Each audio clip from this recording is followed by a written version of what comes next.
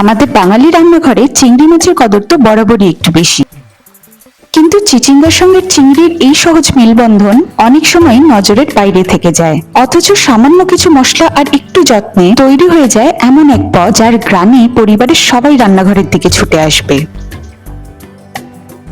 আজ আমি আপনাদের দেখাবো কিভাবে খুব সহজ উপায়ে কম সময় এবং কম মশলায় তৈরি করা যায় এই লোভনীয় চিচিঙ্গা চিংড়ি। রান্নার প্রতিটি ধাপ আমি দেখাবো ধীরে ধীরে, যাতে নতুনরাও সহজে বানাতে পারেন। প্রথমে আমি চিচিঙ্গাটাকে ভালো করে ধুয়ে ছোট টুকরো করে কেটে নিয়েছি, আর চিংড়ি মাছটাকেও ভালো করে ধুয়ে ছাড়িয়ে রেখেছি। এবার ননস্টিক ফ্রাইং প্যানে সর্ষের তেল দিয়ে গরম করে 1 ছোট চামচ কালো জিরে দেব। তাছাড়া 3টে কাঁচা লঙ্কা আমি এখানে চিড়ে দিয়েছি, আর হাফ পেঁয়াজটাকে লম্বা করে কেটে এখানে দিয়েছি। এবার অল্প একটু নেড়ে চেড়ে চিংড়িগুলোকে দিয়ে সামান্য নুন আর হলুদ দিয়ে দেবো।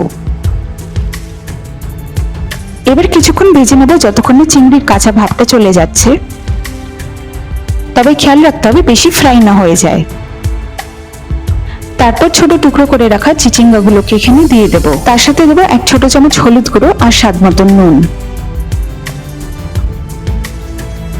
এবার ভালো করে মিশিয়ে নিয়ে কিছুক্ষণ ঢেকে রাখবো, ওই ধরুন 1 মিনিটের মতন। কিছুক্ষণ ঢেকে রাখলে খুব সুন্দরভাবে রান্না হয়ে যায় আর বেশি সময়ও লাগে না। এই পুরো রান্নাটাই কিন্তু আমি গ্যাসটাকে মিডিয়াম ফ্লেমে রেখে করেছি।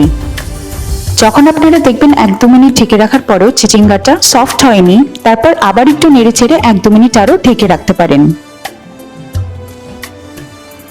দেখুন এখানে দেখলে বোঝা যাচ্ছে যে রান্নাটা কমপ্লিট। নামানোর আগে সামান্য একটু চিনি দিয়ে মিশিয়ে নিলেই রেডি। এতে চিচিঙ্গার স্বাদ আরো ব্যালেন্সড হয়, চিংড়ির মিষ্টি স্বাদটা সুন্দরভাবে ফুটে ওঠে, আর তরকারির রঙও হয় আরো লোভনীয়। তবে আমি মনে করি রান্না শুধু পেট ভরানোর জন্য নয়, ভালোবাসা ভাগ করে নেওয়ারও একটা সুন্দর উপায়। আজকের চিচিঙ্গা চিংড়ি যদি আপনাদের ভালো লেগে থাকে তাহলে ভালোবাসা দিয়ে একটা লাইক আর কমেন্ট করে জানাতে ভুলবেন না, আর তার সাথে প্রিয়জনদের সাথে শেয়ার করে দেবেন।